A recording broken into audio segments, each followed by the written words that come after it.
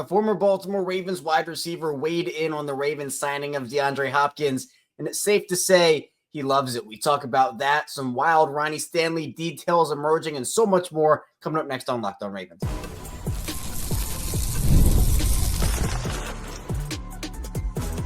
You are Locked On Ravens, your daily Baltimore Ravens podcast. Part of the Locked On Podcast Network, your team every day. Welcome into another edition of Locked On Ravens, your daily Baltimore Ravens podcast. I'm your host, Kevin Oestreicher of Ravens Wire, here with you on the Locked On Podcast Network, your team every day. Thank you so much for being here and making Locked On Ravens a part of your day and your first listen each and every single day, free and available for you on all podcasting platforms, including in video form on YouTube, where you can like and subscribe to the channel, in an audio form where you can follow along and subscribe as well. We're a 5-day-a-week plus more daily Ravens podcast, so every Monday through Friday, we have you covered each and every single weekday with Ravens coverage. Plus, on the weekend, sometimes we have some bonus episodes. If there are headlines that end up having to be talked about, we also have live shows after we go for every Ravens game. We go for every single piece of Ravens big news, including DeAndre Hopkins, which we had a live for last night. The Ravens signing DeAndre Hopkins to a one-year, $5 million deal worth up to $6 million. It was an awesome live. If you haven't checked it out yet, be sure to go back and watch or listen to it. And be sure to turn notifications on so you know when we do go live and when we put out new content over here on Locked On Ravens. A former Ravens wide receiver weighed in on the signing of DeAndre Hopkins, and he seems to love it. We'll talk about what he said, plus kind of talk about why DeAndre Hopkins can fit a pretty perfect role for this Baltimore Ravens team, especially when it comes to playing behind Zay Flowers and Rashod Bateman. We'll also talk about some wild Ronnie Stanley details emerging, both with his contract and then some other numbers that teams potentially could have offered or maybe even did offer him under the table. We'll talk about all that in the second part of the show. And then we'll talk Patrick Ricard, Arthur Millette. Ended up being a very busy Tuesday for the Ravens. So let's just start off with DeAndre Hopkins. Torrey Smith, Ravens wide receiver for years, Super Bowl champion, obviously in the area. He's a Maryland legend. But DeAndre Hopkins, he loves the signing. Torrey Smith ends up saying here on social media, it was a short and sweet message, but it was something where I feel like a lot of people, Torrey Smith's word carries weight in Baltimore. I don't think that's a secret to anybody. And he just tweets the signing and says, "I love it. Perfect Raven." Perfect Raven. That's a really good thing to hear from a really awesome NFL wide receiver and a really awesome Baltimore Raven. And I think if I had to guess what Torrey meant by that is, on the field, DeAndre is somebody that can still make things happen. No, he's not prime DeAndre Hopkins, but even so, I still think there is some left in the tank for DeAndre Hopkins. I truly do. And then off the field, he is a leader and someone who I think these young guys can look up to. So I think that for DeAndre, you're not getting that prime DeAndre Hopkins, which is fine. It's fine. That's not what's happening. Yes, it would have been great if Baltimore were to go and get a Devontae Adams, right? That would have been a really cool signing. He's still a wide receiver one, somebody that, is still, in my opinion, elite. And while DeAndre Hopkins has had many elite seasons, I think people are underselling him a little bit. Now, for those who expect him to be wide receiver one, I just want to put it on the record now. I don't believe that's what's happening here. I think that Zay and Rashod Bateman have that wide receiver one and wide receiver two job locked down.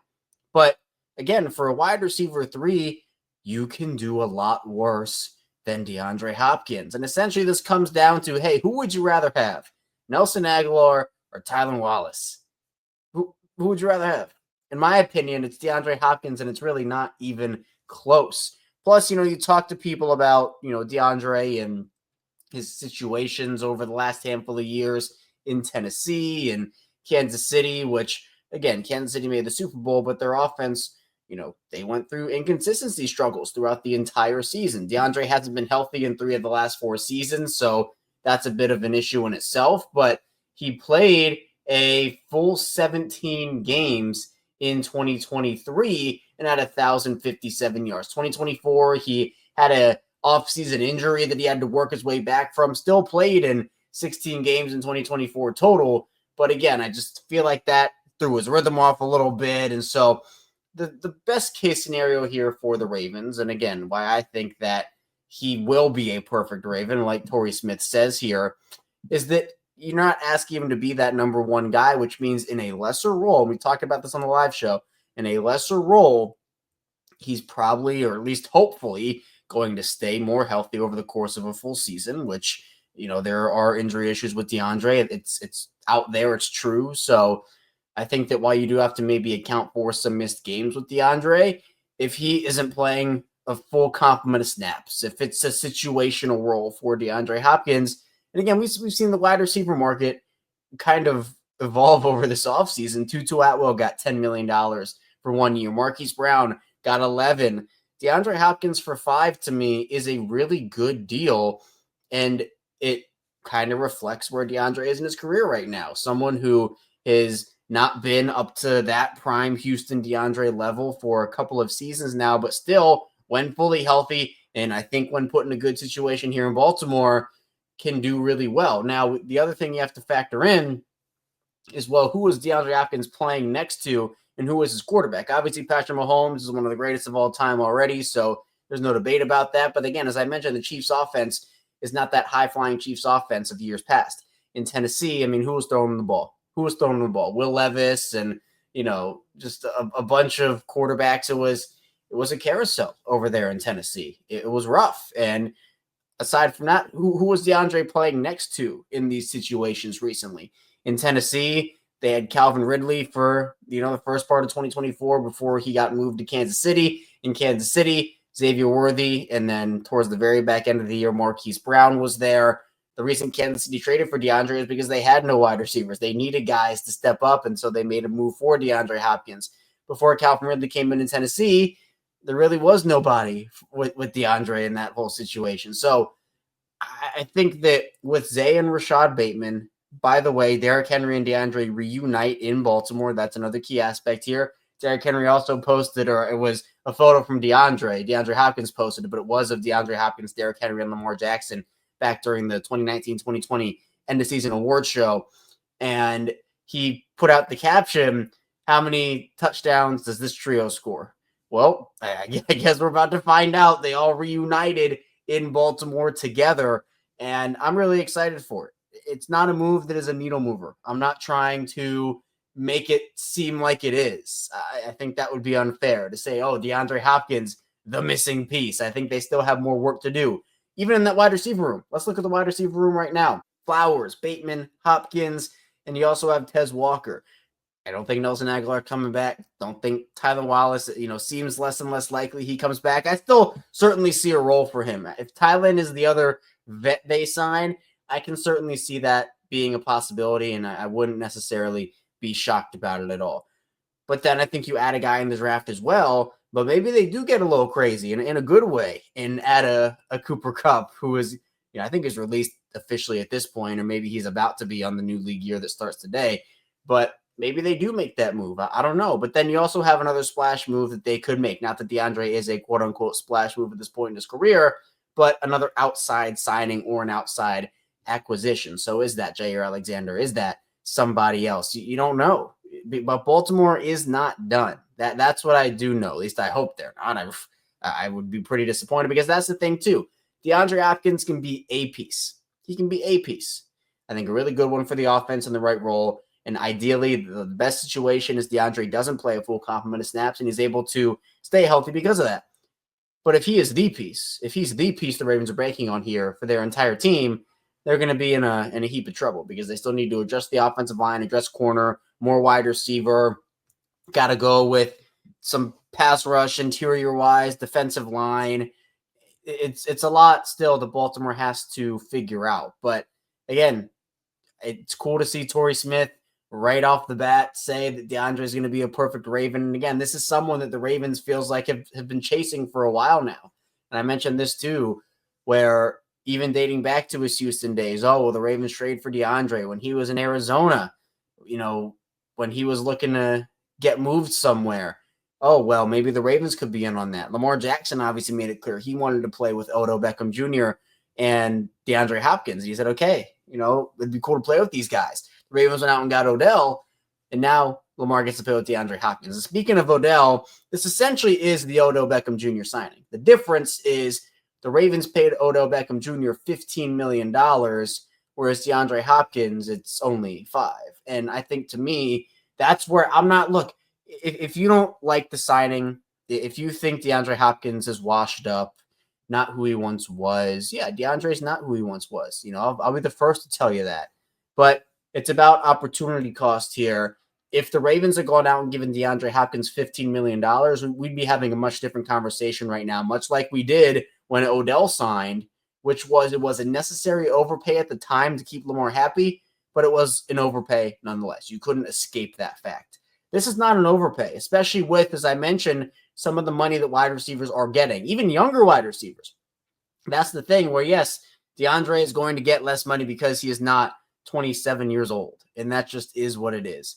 But for a wide receiver 3, I think it's a really solid move, and he fits a skill set need. He can get you a jump ball, and again, maybe not as good as he used to, but still, he can kind of contort his body, make really tough contested catches. He's someone that clocks in here at 6'1", he's 212, so he's not the biggest body. He's not 6'4", but he is a bigger-ish body wide receiver that can go up there and make plays for you, which is something we've been talking about for years over here on Locked On Ravens. So no, this is not the Justin Jefferson move or a Jamar Chase type of talent anymore with DeAndre Hopkins, but top 5 wide receiver? No, of course not. DeAndre's not in that conversation anymore.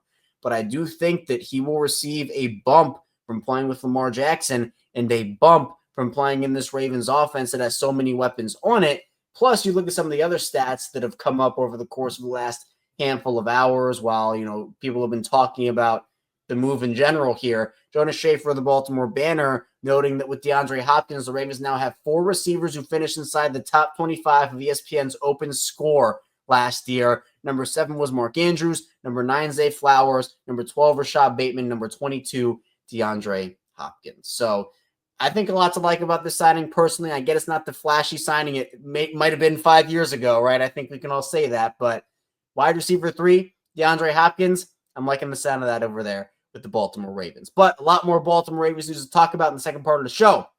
Coming up, Ronnie Stanley. We know he signed with the Ravens, but wild details are emerging both on his contract and some of the offers that other teams were thinking about or maybe even did give him. So be sure to stay tuned. Plenty to talk about here on Locked On Ravens. First, the show is sponsored by BetterHelp. Taking care of your mental health can feel like a big investment, but it's just as important as taking care of your body. Additional in-person therapy can cost anywhere from $100 to $250 per session, but with BetterHelp, you can save up to 50% per session.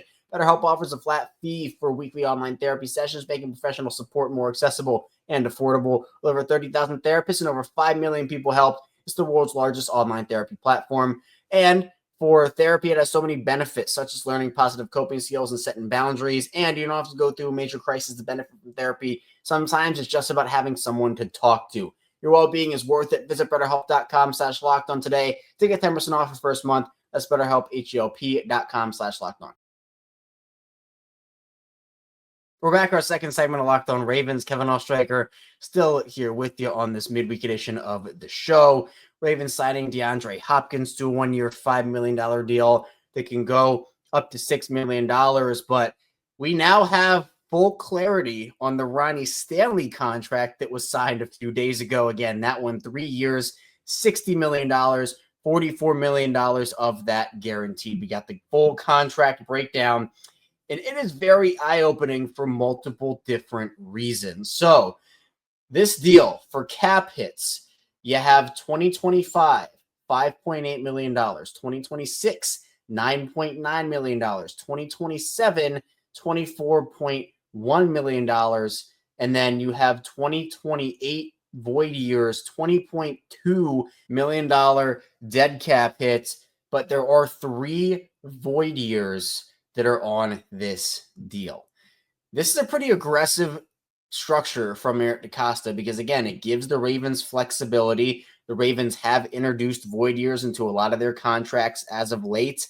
That does give them more flexibility, but you do have cap hits that happen down the line when guys aren't on your team. The Ravens are still paying for Odell Beckham Jr.'s contract for context there. But again, because you have the void years there, if the contract is extended into 2028 to 2030, the $20.2 million will be prorated over those years. But if not, it accelerates into 2028 when the contract voids. So it depends if there's another extension down the pipeline or if that money will be accelerated into 2028. So that's a decision that's more so down the line. You know, we don't know what Ronnie Stanley's going to be at that point in his career. We don't know if he's even going to be in the league at that point in his career. But this is a deal for Baltimore that, again, it does get better and better when you start to talk about some of these teams that are offering and signing offensive linemen to these crazy deals. And that, to me, is where if Ronnie Stanley had hit the open market with the deals we've seen for Dan Moore Jr., for example, over in Tennessee, I think that's the one everybody's talking about. It probably could have been Ronnie might have gotten $30+ million in free agency if the right deal ended up presenting itself for him. So I'm glad the Ravens were able to get Ronnie back at the price that they did. But Albert Breer talked a little bit about some teams that were willing to pay Ronnie Stanley. Apparently, the Chiefs were going to offer $20 million, Commanders $24 million plus, Patriots $24 million plus, and he also said, obviously, this stuff was spoken about conceptually because, you know, you're not going to offer him anything because he didn't make it to the legal tampering period, or else that would obviously be tampering, not in the legal way. So for Baltimore with Stanley, he solidifies that left tackle position for at least the next 2 seasons. And that, to me, is a really big deal because, as we've talked about before, you're now not pigeonholed into feeling like you have to take an offensive lineman with an early pick or at least a tackle. Guard is a different conversation, which we certainly are going to have continuously over the course of this offseason. But you've now addressed the left tackle spot. You've added a wide receiver. You've brought back Patrick Ricard, which we'll get to a little bit more in the final part of the show. So now I think that with Andrew Voorhees and Daniel Falele, and I've been vocal about this, you've been listening to me recently, you know it, I think the Ravens should upgrade both guard spots. I don't think they will, but I think they should. I think they're going to try to roll into the season with Daniel Falele as the right guard, and I think the left guard competition will be more open. I think they're going to add a guy, whether it's day 1 or day 2, one of those 2 days, but even still, it feels like Baltimore has a lot of confidence in those 2, which, again, I feel like they should try to upgrade certain spots. But to me, I feel like the guard position is one that you kind of have to look at is that next spot on the offense. In fact, it might be the only spot left outside of maybe a depth wide receiver or 2. Now, when you talk about the defense, it's a different conversation because you're talking edge, you're talking corner, you're talking D-line, you're talking safety, you're talking inside. Almost every position on the defense needs bodies added. So there's still work to be done. But with Stanley, I think you see, and we talked about this on yesterday's show, we see how the Ravens don't like to dive headfirst in the free agency market. That doesn't mean they're not going to make a splash at some point this offseason. I really hope they do, if we're being honest. But it shows that they let the teams with cap space spend. They're not going up against those teams. They don't necessarily want to, and then they kind of pounce on a guy in day 2. That's what it kind of has been over the past handful of seasons, where Derrick Henry was a day 2 signing last year, but then you saw Saquon and Josh Jacobs sign on day 1. Where the Ravens still got their guy, but they got him at a lesser price, and they were operating under that. A couple years ago, it was Marcus Williams, and you have also Zadarius Smith, which didn't work out, obviously, but then Morgan Moses. That was all day 2 stuff. I remember we talked that offseason after day 1 about, man, should the Ravens have done more? But then they went out there and did all that on day 2. So they have their approach. I get it can be frustrating at times. I understand that. If you are in the camp of it's a frustrating approach, just go out there and sign guys. I understand. But the Ravens, they want to be strategic, and this is just their strategy. It just is who they are. And, I mean, at this point, I've just kind of accepted it. Like, I feel like it's a very rare occurrence that Baltimore goes out there and just dives head first. And, you know, maybe with contract situations changing, that changes in itself. But 11 draft picks for Baltimore this season. They'd like to have swings in the draft. Of course, as we get closer and closer to that time, there'll be more conversations to be had about that. But now you don't feel obligated to take a tackle because of Stanley. And for a deal that you maybe would have had to pay Ronnie $2 extra million per season if he had made it to the open market just to outbid these other teams, and maybe even more than that, it was great timing by Eric DeCosta and company, and I think timing that absolutely needed to happen considering what Stanley means to this team. And if he had left, there was really no backup plan. They would have figured one out, but there really wasn't one that was better than what Ronnie Stanley actually offered them. So coming up with the final part of the show, let's talk about the other moves that happened over the course of Tuesday. Patrick Ricard, Arthur Millette, and so much more. Stay tuned. Plenty coming your way on Locked On Ravens. First, the show is brought to you by FanDuel. March Madness is here, and FanDuel is giving you the chance to get in on the action like never before. Right now, new customers can get $200 in bonus bets when your first $5 bet wins. That's $200 extra bucks to use on everything from buzzer beaters to Cinderella stories and even who's cutting down the nets. I've got my eye on a few underdogs this year, and FanDuel makes it easy to back them with spreads, totals, and game props. With tournament games happening almost every day, there's always something exciting to bet on. The FanDuel app is simple to use, and when I win, I get paid instantly, no waiting around. So visit FanDuel.com and get in on the college hoops action all tournament long. We're back here, our final segment of Locked On Ravens. Kevin Oestreicher still here with you. Really appreciate everybody for being here, making Locked On Ravens a part of your day, your first listen of the day as well. Be sure to hit that like and subscribe button in video form and follow along in audio form for 5 days a week of daily Ravens coverage. If you're an everydayer, first-time listener, somewhere in the middle, really appreciate your support. And tell a friend, tell a family member we're here for them. And, of course, we're here for you on Locked On Ravens. Now, we talked DeAndre Hopkins, talked Ronnie Stanley. This was a really busy Tuesday for the Ravens yesterday. Let's talk about the other move that happened, or at least the other re-signing that happened, and that was Patrick Ricard coming back to Baltimore. It's official. 1 year fully guaranteed deal for Patrick Ricard. Now, I know there were a lot of question marks about, okay, well, now Kyle Juszczyk's available, who got released by San Francisco. Would he be an option for the Ravens if Patrick Ricard maybe wanted more money than the Ravens were willing to offer at that position? It always felt like it was Patrick Ricard. It never really felt like Kyle Juszczyk had a actual shot to become a Raven. First of all, because there have been rumblings that he didn't really like his time in Baltimore anyway. And honestly, I think Ricard just fits a little bit better. Not that Juszczyk wouldn't have fit, but I think Ricard knows the system and he is versatile. So I feel like it's a good deal for both sides, if we're being honest. There were a lot of questions when Todd Monken came in about what Ricard's role would be if he'd be phased out of the offense. But even with the offense becoming more balanced, and that's another thing with DeAndre Hopkins too, is that, you know, if we were still in the Greg Roman era, which, again, I don't think there's any shot we would have been at this point in any circumstance. But if we were, we probably wouldn't be talking about DeAndre Hopkins right now because it just wouldn't have been realistic, right? Receivers didn't really want to play in that offense. Todd Monken has evolved that offense, and now it is an attractive destination for receivers, which, again, is why Odell came in year one with Monken, and obviously now DeAndre Hopkins here in year 3 of Todd Monken. But I'm really excited about the Ricard signing. Again, it's a good move for Baltimore, only a 1-year deal. So again, we'll be back here next season talking about if Ricard will stay or go.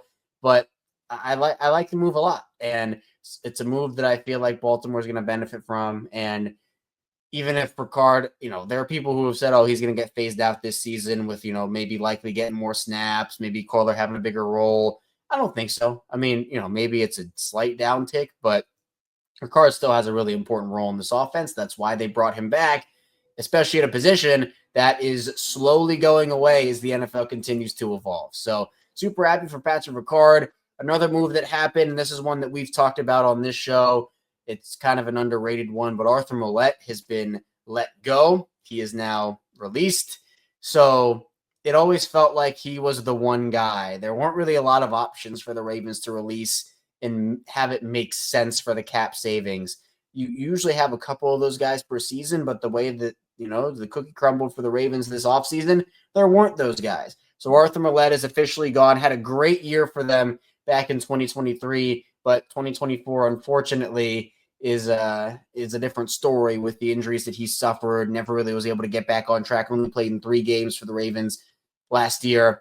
So I think that for Baltimore, they're going to try to either get another slot guy here. Here's my, I guess I'll call it a guilty pleasure. I've loved this guy forever. Mike Hilton is my favorite slot corner in the league. If Mike Hilton came to Baltimore to be kind of that slot guy, replace Arthur Millette, oh man, Oh, I would absolutely love that. That'd be awesome. And if that happens, oh, we're going to be celebrating on Locked On Ravens. But again, you have options there. You can move Marlon in the slot. There are other guys you can put there as well. They have versatility there, so I'm not overly concerned, but I would probably expect them to, even if it's in the draft, mid-round pick, add a slot player at the very least. But still, I don't think Willett is going to be overly missed, but it is disappointing how his Ravens tenure ended up ending. And obviously, the other housekeeping here is that Marcus Williams, that whole situation is going to happen today. He'll be let go tomorrow. It's formality. Once the new league year starts, they can make that official as a post-June 1 cut. So they got $9.9 million in savings when they altered Williams' deal back in January, and they'll get another $2 million plus after June 1st. Well, the post-June 1 cut. So what that means is you can designate 2 players to be post-June 1 cuts. So you get the post-June 1 savings immediately. After that, after 2 June 1 guys get designated, you would get that money after June 1st. So the Ravens, Marcus Williams is one. I know people have pointed to Justin Tucker potentially being another one. But now Baltimore still has some decisions to make with how they want to free up some money. They could extend Lamar Jackson, extend Derrick Henry, extend or restructure Marlon Humphrey or Roquan Smith, or, restructure trade Mark Andrews, Adafe Owe, and then you could also even look to Kyle Hamilton, Linderbaum. There are other options. There are plenty of guys that they could do it with. I don't think they have to do it with a ton of them, especially with the way that the Stanley contract was structured. Again, as it is certainly more of an aggressive contract structure for what the Ravens want to do. They want to win this season. And after this year, with guys like Likely and Travis Jones and others up for extension, Owe, it's going to look probably a little bit different. Mark Andrews will be a free agent. So this is kind of probably the last year to win with this iteration of the team. I don't mean Lamar Jackson. I don't mean, any of the real core guys, but even what does John Harbaugh's future hold? That's another conversation that people are having, and we don't really know the answer to that. So I think Baltimore has a couple more moves left in them. I don't think they're going to go overly veteran crazy here. And even though we saw the Ravens sign DeAndre Hopkins, this is going to be months and months and months before we get the final fixture here on what this Ravens team actually is, before we actually get to see what that is, because we've seen multiple seasons now where the Ravens will go and sign impact players in May, in July, in August. During the season, they signed Kyle Van Noy. So it's not just like, okay, after the first week of free agency, everything is over. The first week of free agency is always exciting, and always a flurry of moves that happen. And, AFC North teams here, Pittsburgh getting DK Metcalf, Cincinnati, we'll have to see what they do with their guys. That's a situation to monitor. In Cleveland, I guess re-signing Myles Garrett. I said it on Monday's show. I think Baltimore is the AFC North winner so far, even though, you can say with Pittsburgh and their moves, I think they've made some solid ones, but who's their quarterback? I think that's the biggest question mark there. So Baltimore with DeAndre Hopkins, Ronnie Stanley, Patrick Ricard, Arthur Millette, Marcus Williams. You got a flurry of moves coming in on Tuesday after a very quiet Monday, and I expect more moves to come down the pipeline in the coming days, coming weeks, and coming months for this Ravens team. That's all I have for you here today, though, on Locked On Ravens. Thank you so much for tuning in to the show. On the way out, hit the like and subscribe button in video form and follow along in audio form for 5 days a week of daily Ravens coverage. Coming up tomorrow, we'll have more Ravens content for you, or if they make another signing, we'll be back live talking about it here. So be sure to stay tuned, and I'll see you back here soon on Locked On Ravens.